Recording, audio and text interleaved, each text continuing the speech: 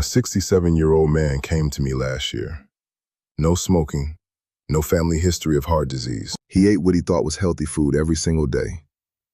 But his arteries looked like those of a man 20 years older, inflamed, stiff, worn down than the way I usually see in people who spent decades making very different choices. We talked for a long time, and the pattern we found wasn't in his genes, it wasn't his stress levels, it wasn't his weight, it was in how he reheated his dinner every single night. I'm Dr. Kevin Adewale. I'm a cardiothoracic surgeon, and I've spent over 30 years operating on hearts. What I'm about to share, most doctors won't bring it up at your annual checkup. But after 60, it matters more than you think. There are 5 common foods that become genuinely dangerous when reheated. Not just hard on digestion, dangerous. They trigger a chain reaction inside your body that quietly damages your arteries and raises your risk of serious illness at the same time. Stay with me, because by the end of this, you'll never look at your leftovers the same way again. Your body after 60 is playing a different game. Here's what I want you to understand before we get into the 5 foods. When you were in your 30s or 40s, your body had a remarkable ability to neutralize damage. Free radicals, low-grade toxins, minor inflammation, your cells handled it quietly and efficiently. You didn't feel it. You didn't need to think about it. After 60, that system slows down. Your liver processes toxins more slowly. Your immune response becomes less precise. Your arterial walls get thinner and less elastic. And your DNA repair mechanisms become less reliable. Does that mean you're fragile? Absolutely not. But the margin for error gets smaller. Things harmless at 40 are not harmless at 65. This is where inflammation comes in. Inflammation is not your enemy. In the short term, it's how your body heals. You cut your finger, inflammation cleans the wound. You catch a virus, inflammation fights it off. That's normal. That's healthy. The problem is chronic inflammation. Low-level, slow-burning, constant inflammation that never fully switches off. Chronic inflammation doesn't just attack one system. It damages your arteries and creates an environment where abnormal cell growth becomes more likely. I've seen both outcomes on the operating table, more often than I'd like to count. The 5 foods we'll discuss all share one thing in common. When reheated, they produce compounds your body struggles to neutralize after 60. And day after day, meal after meal, those compounds add up. Let's start with the one that's probably in your kitchen right now: fried food. French fries, fried chicken, anything cooked in vegetable oil. Sunflower, corn, soybean. You probably know this isn't health food, but here's what you likely don't know. The danger isn't in eating it the first time. The danger is in reheating it. When you heat vegetable oils again the next day, they go through a chemical breakdown. The oil oxidizes, and in that process it releases compounds called aldehydes, the same compounds found in cigarette smoke. I'm not being dramatic. That's the chemistry. So what do aldehydes do inside your body? First, they go after your arterial walls. They trigger oxidative stress. Oxidative stress damages the cells lining your blood vessels. Over time, inflammation. The walls thicken, stiffen, and lose elasticity. For someone over 60, whose arteries are already less elastic, this is a serious problem. One of the fastest routes to high blood pressure, but that's only half the story. Aldehydes are also free radicals, and free radicals do something particularly alarming. They damage DNA. They attack the genetic material inside your cells. Most of the time, your body repairs that damage, but after 60, repair slows down. Some mutations slip through, and when enough mutations accumulate in the wrong place, that's how serious cellular illness begins. Do you have to stop eating fried food forever?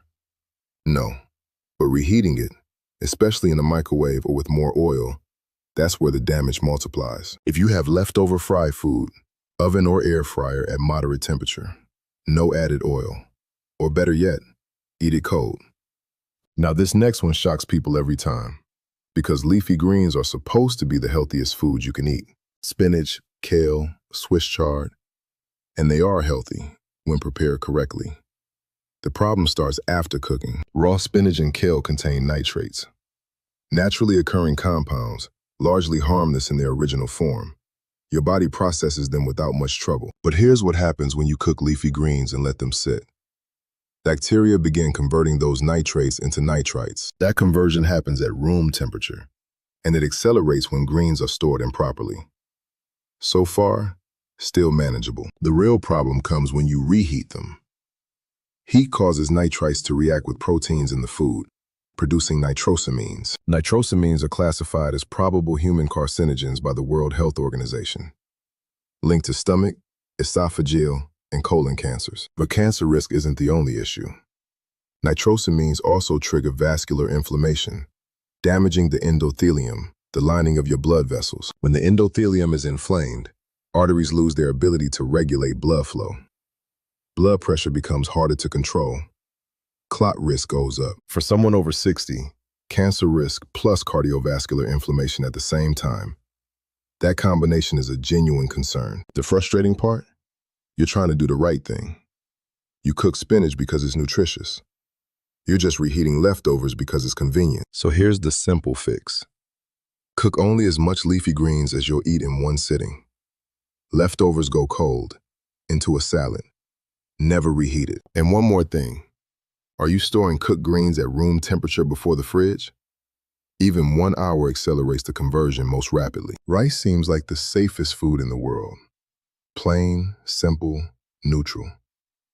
Billions of people eat it every day, and yet reheated rice is responsible for more foodborne illness than almost any other staple food on the planet. Here's why. When you cook rice, you kill most bacteria. But one particular bacterium plays by very different rules. Its spores survive boiling. The spores survive cooking. They go dormant in the heat. Then the rice cools down, and those spores wake up and multiply. Fast. You think, fine, I'll reheat the rice thoroughly. That will kill the bacteria. And you're right. Reheating kills the bacteria, but it does not destroy the toxins they've already produced. Bacillus cereus releases heat-resistant toxins as it multiplies. You can heat that rice until it's steaming hot, and those toxins are still there, still active, still ready to cause damage. In the short term, nausea, vomiting, discomfort. Unpleasant but survivable. But here's what nobody talks about. Repeated exposure to these low-level toxins, 2, 3, 4 times a week over months and years, creates chronic intestinal inflammation. And chronic intestinal inflammation is not a local problem. It spreads. The gut and the heart are connected through multiple pathways. Inflammatory signals travel through the bloodstream. Changes in gut bacteria directly affect cholesterol metabolism and blood pressure regulation. I've had patients with unexplained cardiovascular inflammation. Normal weight, non-smokers, reasonable diet. No obvious cause. And when we dug into their daily habits, one thing kept coming up. Rice. Reheated rice. Every day. Sometimes twice a day. After 60, your gut lining is thinner and more permeable. Toxins and inflammatory signals get through more easily. The barrier is simply not as strong. The fix is straightforward, but timing matters. Cool rice rapidly. Get it into the refrigerator within 1 hour of cooking. Store it no more than 24 hours. When you reheat, do it once and only once. Never reheat rice a second time. How long does your cooked rice usually sit before going in the fridge? 1 hour? 3 hours? Keep that number in mind. Chicken is one of the most popular proteins for people over 60. Lean, versatile, easy to cook in bulk and use throughout the week. The problem is that chicken and microwave reheating are a genuinely dangerous combination, and most people have no idea why. Microwaves heat food by exciting water molecules, but not evenly. The waves penetrate food in irregular patterns. They create what food scientists call cold zones, areas inside the food that receive little or no heat during the reheating process. You can't see them. The outside of your chicken looks perfectly hot. Steam is rising. But inside, those cold zones never reach the safe temperature. That is the temperature range where bacteria thrive. Salmonella, Campylobacter, Listeria. These are the main culprits in reheated chicken. Campylobacter can survive temperatures that kill most other pathogens. And Listeria is especially concerning for people over 60. Immunity weakens with age. One episode of food poisoning. That's a bad day. Painful, exhausting, but your body recovers. The real danger is the pattern. Repeated low-level bacterial exposure your body fights off just enough, but not enough to prevent systemic inflammation. Every time your immune system mobilizes to deal with bacterial toxins, it releases inflammatory cytokines into the bloodstream. Small amounts each time. But if this happens regularly, those cytokines circulate continuously. And what does that do to your cardiovascular system? They damage arterial walls. They promote plaque formation. They make blood more prone to clotting. I see these results regularly in slow, progressive arterial damage. So what do you do with leftover chicken? The microwave is your worst option. Oven with foil at moderate temperature. Or eat it cold. If you must use the microwave, cut the chicken into small pieces first. Let it rest 2 full minutes after heating. Significantly safer. Potatoes might be the most misunderstood food on this list, because the danger isn't just in reheating them, it's in what reheating does to 2 completely separate processes happening inside that potato at the same time. Let's start with acrylamide. When starchy foods are cooked at high temperatures, a chemical reaction occurs between sugars and an amino acid. The result is acrylamide. The International Agency for Research on Cancer classifies it as a probable human carcinogen, linked to kidney and other cancers. Here's the critical part. First time you cook a potato, acrylamide forms. When you reheat it, more forms on top of what's already there. You're compounding exposure with every reheating cycle. After 60, your body detoxifies acrylamide less efficiently. The same amount does more damage. That's the cancer side. Now let's talk about the heart side. Fresh cooked potatoes that have been cooled contain something called resistant starch. Resistant starch acts like dietary fiber, feeding healthy gut bacteria and slowing the release of glucose into your bloodstream. Blood sugar rises gradually. When you reheat that potato, the resistant starch converts back into regular starch. Regular starch digests rapidly. Your blood sugar spikes. Your pancreas has to produce a surge of insulin to compensate. For someone over 60, with any insulin resistance, this is genuinely damaging. Sharp. Repeated blood sugar fluctuations cause oxidative stress in your vessel walls. They accelerate arterial stiffening, contribute directly to cardiovascular disease. One reheated potato, triggering both a carcinogen exposure and a cardiovascular stress response at the same time. That's the silent double threat. The practical solution?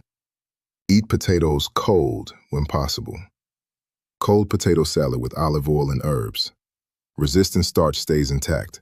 Blood sugar stays stable. If you need them warm, cook fresh ones. Low heat, short time, no added oil. Simple, effective, better for your arteries and your cells. I want to step back for a moment. We've been talking about 5 individual foods, but here's what I really want you to understand. What happens when these foods work together against you over months and years? This is something I see from a very particular vantage point. When you've spent decades in an operating room, you develop a different relationship with time. I see the end results of decisions people made years earlier. The patient on my table didn't arrive there because of one bad meal. They arrived there because of a pattern, and chronic inflammation is that pattern.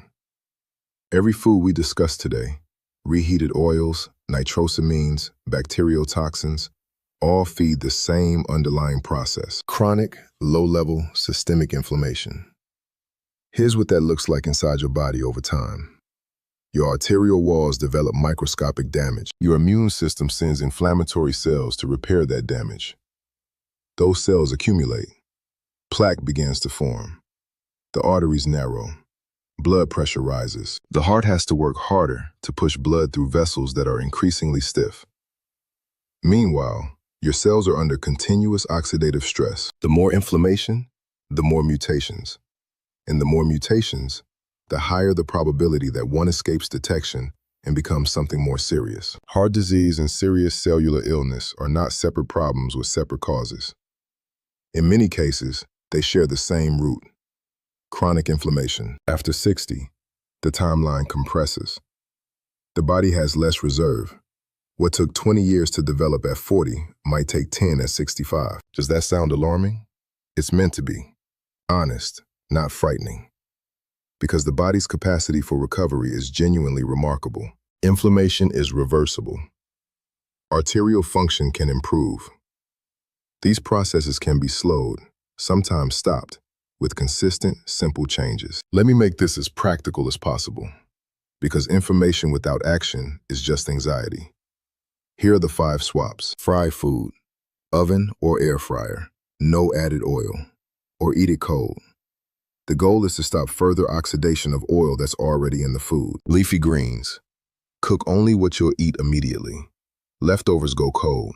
Salads, grain bowls, refrigerated within 30 minutes of cooling. Rice, cool it fast. Refrigerate within 1 hour, use within 24 hours, reheat once and once only. Better yet, cook smaller portions. Chicken, ditch the microwave. Oven with foil at moderate temperature, or eat it cold.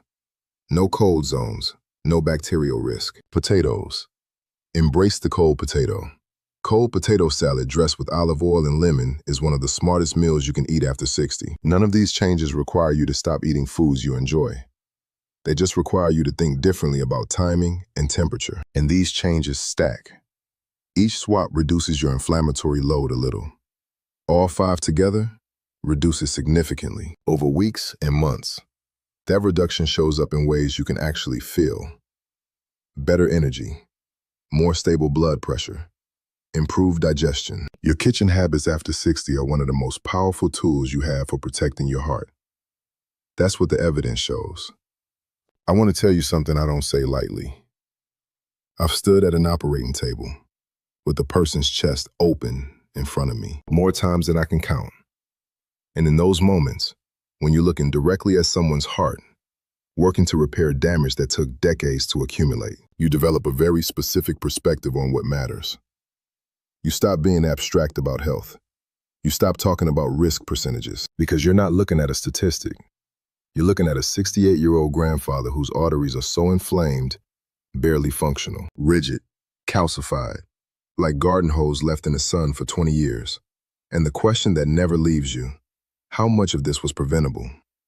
The honest answer, based on everything I've seen and everything the research tells us, a significant portion of it. Not all of it. Genetics matter. Age matters. There are factors outside anyone's control. I'm not here to assign blame, but chronic inflammation is largely preventable. And chronic inflammation is at the root of a staggering proportion of the cardiovascular disease and cellular illness I've seen. What shocks me most? Not the obvious cases. It's the patients who did almost everything right.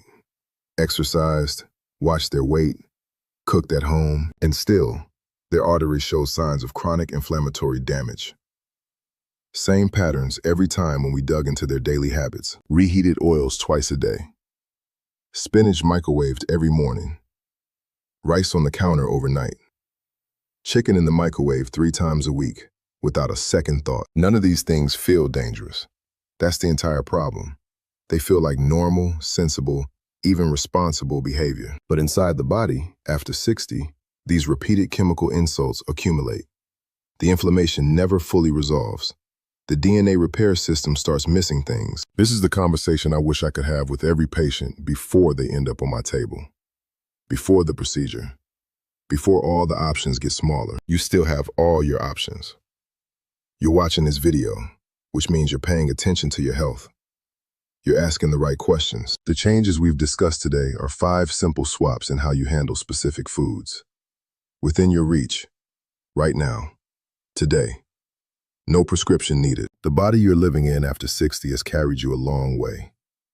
And it has more capacity to heal than most people give it credit for. It needs you to stop adding fuel to a fire that's already burning quietly in the background. Reduce the inflammation. Protect the arteries. Give your cells a fighting chance. That's not medical poetry. That's what 30 years in the operating room teaches you. Which of these 5 foods surprised you most?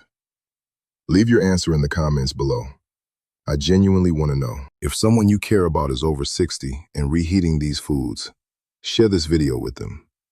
Not to alarm them, to give them what you now have. If this was useful to you, hit the like button. It helps more people over 60 find this information. and subscribe for more honest conversations about your health. Take care of your heart. Take care of your cells. The kitchen is one of the most powerful places in your life.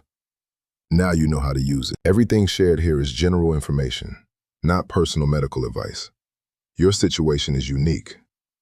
Before making changes, please talk to your own doctor first.